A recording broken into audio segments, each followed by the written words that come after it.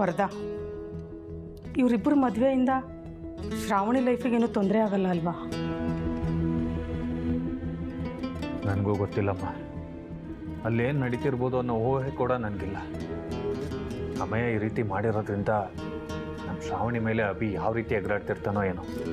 ಏನ್ ಬಿಂದು, ನಿನ್ ಪ್ರೀತಿಯ ಶ್ರಾವಣಿ ಅಕ್ಕ ಕಾಲ್ ಮಾಡಿ ನಾದ್ನಿಗೆ ಫಸ್ಟ್ ನೈಟ್ ಅರೇಂಜ್ ಮಾಡು ಅಂತ ಹೇಳಿದ್ರಾ? ಎಲ್ಲದಕ್ಕೂ ಶ್ರಾವಣಿ ಅಕ್ಕನ ಯಾಕೆ ಮಧ್ಯಕ್ಕೆ ತರ್ತೀಯಾ? ಫಸ್ಟ್ ಆಫ್ ಆಲ್ ಏನಿನ್ ಸಮಸ್ಯೆ ನಿಶಿ? ಬಿಂದು, ಇವಾಗ ಯಾವ ಮುಖ ಇಟ್ಕೊಂಡು ನಿಶಿ ಜೊತೆ ಜಗಳ ಮಾಡ್ತಾ ಇದೀಯಾ ನೀನು?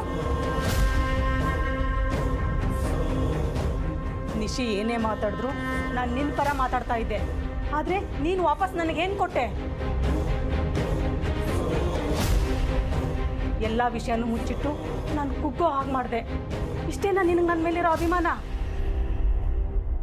ಈ ವಿಷಯನ ನನಗೆ ಮೊದಲೇ ಹೇಳಿದರೆ ನಾನು ನಿನ್ನ ಮದುವೆಗೆ ಒಪ್ಕೋತಾ ಇರಲಿಲ್ವಾ? ಯಾಕೆ ನನ್ನಿಂದ ವಿಷಯನ ಮುಚ್ಚಿಟ್ಟೆ? ಅತ್ತೆ, ನಿಮ್ಗೆ ಹೇಳ್ಬಾರ್ದು ಅಂತ ಏನಿರಲಿಲ್ಲ ಅತ್ತೆ. ಆದರೆ ಈಗ ನೀನೇನು ಹೇಳೋ ಅವಶ್ಯಕತೆ ಇಲ್ಲ. ಎಲ್ಲ ಮುಗ್ದೋಯ್ತಲ್ಲ, ಇವಾಗೇನು ಸಮಾಧಾನ ಮಾಡ್ತೀಯಾ? ಸದ್ಯ ಈಗಾದ್ರೂ ಅಮ್ಮಂಗೆ ಅರ್ಥ ಆಯ್ತಲ್ಲ. ಅತ್ತೆ ಪ್ಲೀಸ್ ನನ್ನ ಮಾತು ಕೇಳಿ.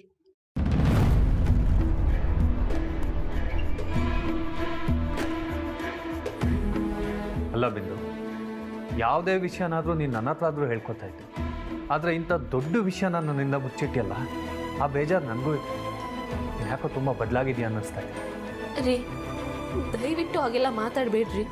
ನೀನು ಹೇಗೆ ನಡ್ಕೊಂಡಿದ್ಯೋ ಅದ್ರ ಬಗ್ಗೆ ನಾನು ಹೇಳ್ತಿದ್ದೀನಿ. ಅದನ್ನ ಬಿಟ್ಟು ನಾನು ಬೇರೆ ಏನಾದರೂ ಮಾತಾಡಿದರೆ ಅವಾಗ ನನ್ನನ್ನು ಕೇಳು. ಮುಚ್ಚಿಟ್ಟಿದ್ದು ತಪ್ಪು ಅಂತ ನಿನ್ಗೆ ಈಗಲೂ ಅನ್ನಿಸ್ತಿಲ್ವಾ ಬಿಂದು? ರೀ ಪ್ಲೀಸ್ ರೀ.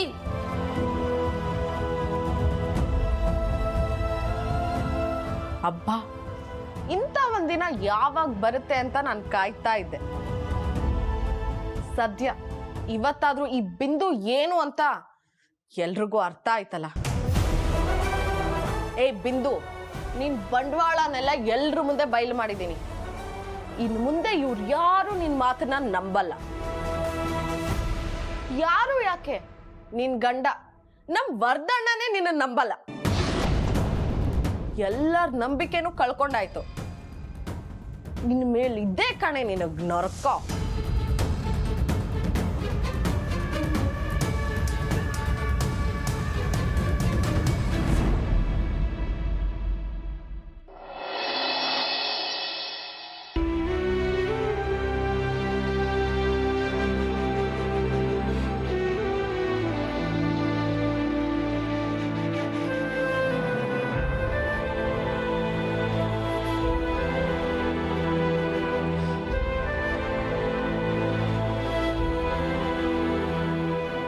ವಿಕ್ಕಿ, ನೀವ್ ಅನ್ಕೊಂಡಷ್ಟು ಮುಗ್ಧ ಆಗ್ಲಿ ಜೆಂಟಲ್ಮನ್ ಆಗ್ಲಿ ಅಲ್ವೇ ಅಲ್ಲ.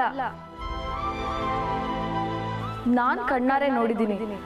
ಆದ್ಯನ ಅವನು ಎಷ್ಟು ಗೋಳೈಕೊಂಡಿದ್ದಾನೆ ಅಂತ ನನಗ್ ಗೊತ್ತು. ನಿಜವಾಗ್ಲೂ ಆದ್ಯ ವಿಚಾರದಲ್ಲಿ ವಿಕ್ಕಿ ಹಾಗೆ ನಡ್ಕೊಂಡಿದ್ದು ಹೌದಾ? ನನಗೆ ಯಾಕೆ ಇದು ಯಾವುದು ಗೊತ್ತಾಗ್ಲಿಲ್ಲ? ನಾನು ಇಷ್ಟೊಂದು ನೆಗ್ಲೆಕ್ಟ್ ಮಾಡಿಬಿಟ್ನಾ? ಮನೆಯವ್ರ ವಿಷಯದಲ್ಲಿ ನಾನು ಎಷ್ಟು ಕಾಳಜಿ ತೋರಿಸ್ತಾ ಇದ್ದೆ, ನನಗೆ ಯಾಕೆ ಹೀಗಾಯಿತು?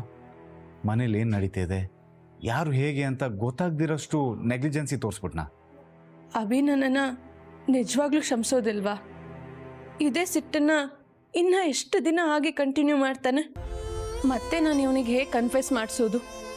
ಪರಿಸ್ಥಿತಿಗಳನ್ನ ಹೇಗೆ ಅರ್ಥ ಮಾಡಿಸೋದು?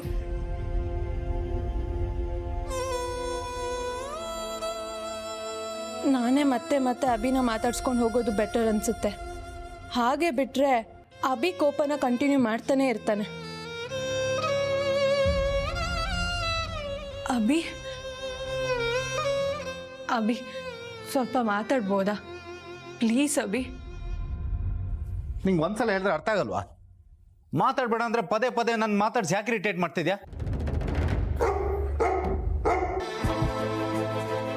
ಏನೋ ಏನೋ ಇವಾಗ ಯಾಕೆ ಬೊಗಳ್ತಾ ಇದೆಯಾ?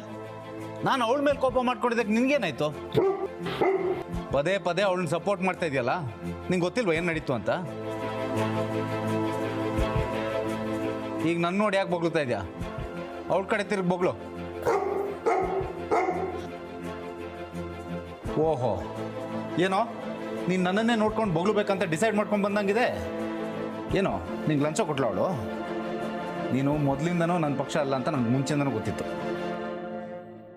ನೋಡು, ನೀನು ಎಷ್ಟೇ ಬೋಗಳಿದ್ರು ಸರಿ, ನಾನಂತೂ ತಲೆ ಕೆಡ್ಸ್ಕೊಳ್ಳೋದಿಲ್ಲ. ಅವಳ ಮುಖ ನೋಡಬಾರ್ದು ಅಂತ ಡಿಸೈಡ್ ಮಾಡ್ಕೊಂಡಿದ್ದೀನಿ. ನೀನು ಮತ್ತೆ ಅವಳ ಜೊತೆ ತಗಲಾಕ್ಸಕ್ಕೆ ನೋಡ್ಬೇಡ. ಎಷ್ಟು ಬೇಕಾದ್ರೆ ಬೋಗಳು, ನಾನು ತಲೆ ಕೆಡ್ಸ್ಕೊಳ್ಳಲ್ಲ. ಆದರೆ ಸಂಬಂಧ ಅಂದರೆ ಏನು, ಫ್ಯಾಮಿಲಿ ಅಂದರೆ ಏನು, ಒಗ್ಗಟ್ಟು ಅಂದರೆ ಏನು ಅಂತ ಮೊದಲು ಅವಳಿಗೆ ತಿಳಿಸು, ಆಮೇಲೆ ಬಂದು ಬೋಗ್ಳು. ಚಿಕ್ಕು, ಬಿಡೋ ನನ್ನ. ಏನಾಯ್ತು ನಿಂಗೆ? ನೀನು ಎಷ್ಟು ಏನೇ ಮಾಡಿದ್ರು ಅಷ್ಟೇ, ನಾನಂತೂ ಅವಳ ಮುಖ ನೋಡಲ್ಲ ಅಂತ ಡಿಸೈಡ್ ಮಾಡಿದ್ದೀನಿ. ಗೊತ್ತಾಯ್ತಲ್ಲ? ನೋಡೋ, ಸುಮ್ಮನೆ ಕಿರಿಕ್ ಮಾಡಬೇಡ, ಬಿಡೋ ನನ್ನ. ಚಿಕ್ಕು, ಬಿಡೋ ಅಂತ ಹೇಳ್ದೆ ತಾನೆ, ಸುಮ್ಮನೆ ಹಠ ಮಾಡಬೇಡ. ನನಗೆ ಕೋಪ ಬರ್ಸ್ಬೇಡ. ತಪ್ಪು ಮಾಡಿದ್ಮೇಲೆ ಶಿಕ್ಷೆನ ಅನುಭವಿಸ್ಬೇಕು. ಫಸ್ಟ್ ಆಫ್ ಆಲ್ ಅವಳನ್ನ ಈ ಮನೇಲಿ ಇರೋಕೆ ಬಿಟ್ಟಿದ್ದೆ ದೊಡ್ಡ ತಪ್ಪು. ಅಂಥದ್ರಲ್ಲಿ ನಗ್ನಗ್ತಾ ಮಾತಾಡ್ಸ್ಕೊಂಡಿರೋದಕ್ಕಾಗಲ್ಲ. ನೀನೇನೇ ಮಾಡಿದ್ರು ಅವಳ ಮುಖ ನೋಡಲ್ಲ ಅಂತ ನಾನು ಡಿಸೈಡ್ ಮಾಡಿದ್ದೀನಿ. ಬಿಟ್ಬಿಡು. ಅಭಿ ಪ್ಲೀಸ್ ಹಾಗೆಲ್ಲ ಮಾತಾಡ್ಬೇಡ ಅಭಿ. ಏನು ಮಾತಾಡ್ಬಾರ್ದು? ಯಾಕೆ ಮಾತಾಡ್ಬಾರ್ದು? ಓ, ನೀನೇನೇ ಮಾಡಿದ್ರು ನಾನು ನಿನ್ನ ಜೊತೆ ನಗ್ನಗ್ತಾ ಹರಟೆ ಹೊಡ್ಕೊಂಡು ಮಾತಾಡ್ತಾ ಇರ್ಬೇಕಾ? ನೋಡೋ, ಕಿಸಿ ಕಿಸಿ ಅಂತ ನಕ್ಕೊಂಡು ಮನೆಯವರಿಗೆಲ್ಲ ಬೇಜಾರು ಮಾಡಿಸಿ ಓಡಾಡ್ಕೊಂಡಿರಕ್ಕೆ ನನ್ನ ಕೈಲಾಗಲ್ಲ. I am a responsible person, not like you. I hate you, I hate you, I hate you.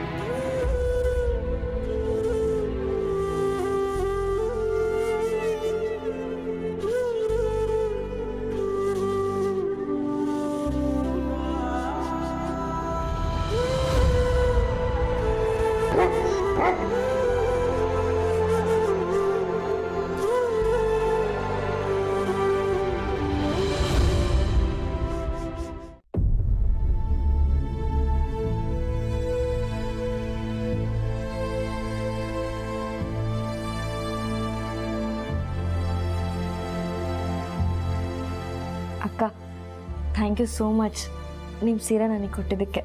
ಪರವಾಗಿಲ್ಲ ಆದ್ಯಾ, ನಿಂಗೆ ಈ ಮನೇಲಿ ಏನು ಕೊರತೆ ಇಲ್ಲದೆ ಇರಂಗೆ ನಾನು ನೋಡ್ಕೊಳ್ತೀನಿ. ಅತ್ತೆ, ನಂಗೆ ಆಶೀರ್ವಾದ ಮಾಡಿ.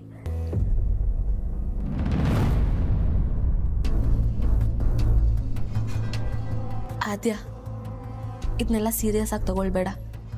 ಇವಾಗ ಅತ್ತೆಗೆ ಇನ್ನೂ ಕೋಪ ಇದೆ. ಸ್ವಲ್ಪ ದಿನ ಎಲ್ಲನೂ ಬೇಗ ಮರೀತಾರೆ. ನೀನು ಒಳಗೋಗು.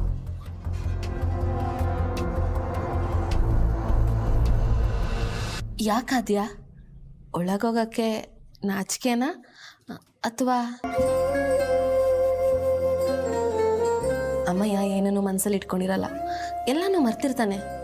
ಎಷ್ಟೇ ಆದರೂ ನೀವಿಬ್ಬರು ಲವ್ ಮಾಡಿ ಮದುವೆ ಆಗಿರೋರು. ಭಯ ಪಡಬೇಡ, ಆರಾಮಾಗಿ ಒಳಗೋಗು. ಹೋಗು.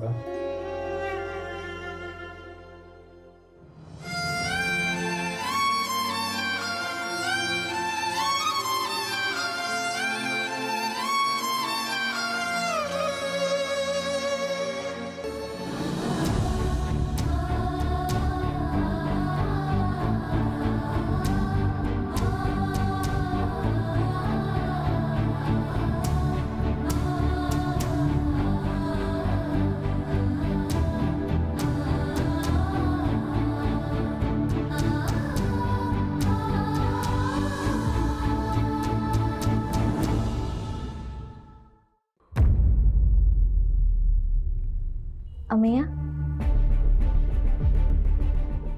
ಅಮ್ಮಯ್ಯ, ಈ ಮನೆ ತುಂಬ ಕೂಲಾಗಿದೆ. ನನಗೆ ತುಂಬ ಇಷ್ಟ ಆಯಿತು ಗೊತ್ತಾ. ಮನೇಲೆಲ್ಲರೂ ಈಗ ಸದ್ಯ ಕೋಪ ಮಾಡ್ಕೊಂಡಿದ್ದಾರೆ, ಆದರೆ ಹೋಗ್ತಾ ಹೋಗ್ತಾ ಎಲ್ಲ ಸರಿ ಹೋಗುತ್ತೆ. ನಾನು ಎಲ್ರೂ ಸಮಾಧಾನ ಮಾಡ್ತೀನಿ. ಅಮ್ಮಯ್ಯ, ಏನಾದರೂ ಮಾತಾಡು. ನೀನು ಹಿಂಗೆ ಸುಮ್ಮನೆ ನಿಂತ್ಬಿಟ್ರೆ ನನಗೆ ಒಂಟಿತನ ಕಾಡುತ್ತೆ. ಅದಕ್ಕೆ ನಾನೇನು ಮಾಡೋಕ್ಕಾಗತ್ತೆ? ಮದುವೆ ಅನ್ನೋದು ಎರಡು ಕುಟುಂಬಗಳನ್ನ ಒಂದು ಮಾಡಬೇಕು. ಆದರೆ ಈ ಮದುವೆ 2 ಕುಟುಂಬಗಳನ್ನ ದೂರ ಮಾಡಿದೆ. ಇನ್ನು ಒಂಟಿತನ ಕಾಡ್ದೆ ಇನ್ನೇನಾಗುತ್ತೆ? ನೀನ್ ಸರಿಯಾಗಿದ್ದಿದ್ರೆ ಇವತ್ತು ನಿಂಗೆ ಈ ಪರಿಸ್ಥಿತಿ ಬರ್ತಿತ್ತಾ? ಹೇಳು. ಪ್ಲೀಸ್ ಅಮ್ಮಯ್ಯ, ಕಿರ್ಚ್ಬೇಡ. ಎಲ್ಲರೂ ಬಂದ್ಬಿಡ್ತಾರೆ. ಆಮೇಲೆ ಮದುವೆ ಆಗಿದ್ದೇನೆ ಈ ಥರ ಕಿತ್ತಾಡ್ತಿದ್ದಾರೆ ಅಂತ ತಪ್ಪು ತಿಳ್ಕೊಳ್ತಾರೆ. ನನಗೆ ಗೊತ್ತು ನಾನು ಮಾಡಿರೋ ದೊಡ್ಡ ತಪ್ಪೆ. ಅದಕ್ಕೆ ನಿನ್ನ ಹತ್ರ ಕ್ಷಮೆ ಕೇಳ್ತೀನಿ. ನಿನ್ನ ಕಾಲಿಗೆ ಬೀಳ್ಬೇಕಾ ಹೇಳೋ ಬೀಳ್ತೀನಿ. ಇಷ್ಟೊಂದೆಲ್ಲ ನಾಟಕ ಮಾಡಬೇಡ ಆದ್ಯಾ. ನಿನ್ ಕಾಲಿಗೆ ಬಿದ್ದ ತಕ್ಷಣ ಎಲ್ಲ ಸರಿ ಹೋಗ್ಬಿಡುತ್ತಾ? ಹೇಳು. ನಾನು ನಿನ್ನ ಕ್ಷಮಿಸಿದ ತಕ್ಷಣ ನಮ್ಮ ಅಕ್ಕ ಮತ್ತೆ ನಿಮ್ಮ ಅಣ್ಣ ಒಂದಾಗ್ಬಿಡ್ತಾರಾ? ಒಂದು ಕ್ಷಣ ನಿಮ್ಮ ಮನೇಲಿ ನಮ್ಮ ಅಕ್ಕನ ಪರಿಸ್ಥಿತಿನ ನೆನೆಸ್ಕೊಂಡ್ರೆ ನನಗೆ ಭಯ ಆಗುತ್ತೆ. ಫಸ್ಟ್ ಆಫ್ ಆಲ್ ನಾನು ನಿನ್ನ ಹತ್ರ ಫ್ರೆಂಡ್ಶಿಪ್ ಬೆಳೆಸಿದ್ದೆ ನನ್ನ ತಪ್ಪಾಗೋಯ್ತು. ನಿನ್ನ ಫ್ಯೂಚರ್ ಬಗ್ಗೆ ನಾನು ಎಷ್ಟೆಲ್ಲ ಕನ್ಸ್ಕೊಂಡಿದ್ದೆ ಗೊತ್ತಾ? ಎಲ್ಲ ನುಚ್ಚು ನೂರಾಗೋಯ್ತು.